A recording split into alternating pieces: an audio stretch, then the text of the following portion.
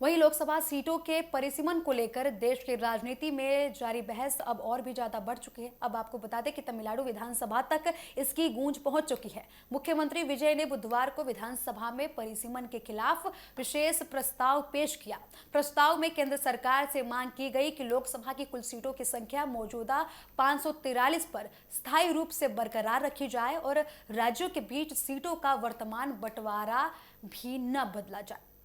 तमिलनाडु सरकार का तर्क है कि आबादी को आधार बनाकर परिसीमन करने से उन दक्षिण राज्यों को नुकसान हो सकता है जिन्होंने परिवार नियोजन और जनसंख्या नियंत्रण के क्षेत्र में बेहतर प्रदर्शन किया।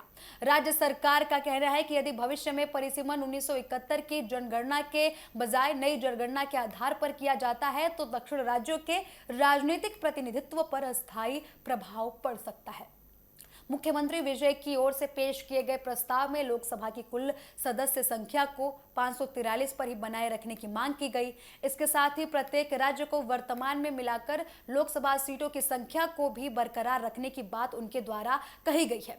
तमिलनाडु सरकार का कहना है कि मौजूदा व्यवस्था के तहत राज्यों को लोकसभा में प्रतिनिधित्व दिया गया है और इसमें अचानक बदलाव से राज्यों के बीच राजनीतिक संतुलन काफी ज्यादा प्रभावित हो सकता है। प्रस्ताव में लोकसभा और राज्यसभा के बीच मौजूदा अनुपात को भी बनाए रखने की मांग की गई। यह मुद्दा इसलिए काफी ज्यादा अहम हो गया है क्योंकि परिसीमन का सीधा संबंध संसद में राज्यों के प्रतिनिधित्व से जुड़ा हुआ है। यदि सीटों का पुनर्वितरण होता है, आबादी के आधार पर किया जाता है तो अधिक आबादी वाले राज्यों की लोकसभा सीटों में वृद्धि हो सकती है, जबकि अपेक्षाकृत कम आबादी वाले राज्यों की हिस्सेदारी घटती हुई दिखाई दे सकती है। तमिलनाडु विधानसभा में पेश प्रस्ताव खास तौर पर दक्षिणी राज्यों की चिंता का जिक्र किया गया है। इसमें राज्य सरकार का यह कहना है कि तमिलनाडु सहित दक्षिण भारत के कई राज्यों में पिछले दशकों में जनसंख्या वृद्धि नियंत्रित करने के लिए काफी प्रभावी कदम उठाए गए। सरकार का तर्क है कि यदि अब केवल आबादी के आधार पर संसद की सीटों का पुनर्वितरण किया जाएगा तो जनसंख्या नियंत्रण में बेहतर प्रदर्शन करने वाले राज्यों को राजनीतिक रूप से नुकसान उठाना पड़ सकता है। अब यही वजह है कि तमिलनाडु सरकार मौजूदा सीटों की संख्या को और राज्यों के बीच प्रतिनिधित्व के जो अनुपात है उसको सुरक्षित रखने की मांग कर रही है। वहीं आपको बता दें कि परिसीमन के मुद्दे के साथ तमिलनाडु सरकार ने महिला आरक्षण को लेकर भी महत्वपूर्ण मांगे रखी। प्रस्ताव में कहा गया कि लोकसभा और राज्यसभा जो है और राज्य विधान जो लोकसभा है और राज्य विधानसभाएं जो है उसको भी लेकर काफी ज्यादा उन्होंने बोला कि महिलाओं के लिए जो 33% आरक्षण है उसको 2029 से ही लागू किया जाए। राज्य सरकार चाहती है कि महिला आरक्षण लागू करने के लिए परिसीमन की प्रक्रिया का इंतजार न किया जाए। उनका कहना है कि मौजूदा 543 सीटों पर ही ये महिला आरक्षण लागू किया जाए और 2029 के चुनाव से पहले ही महिला आरक्षण किया जाए।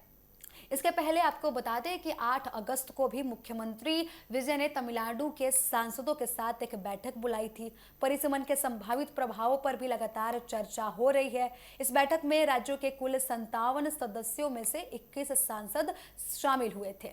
वहीं आपको बता दें कि बैठक में शामिल सांसदों ने केंद्र के परिसीमन प्रस्ताव का विरोध करने का फैसला किया था।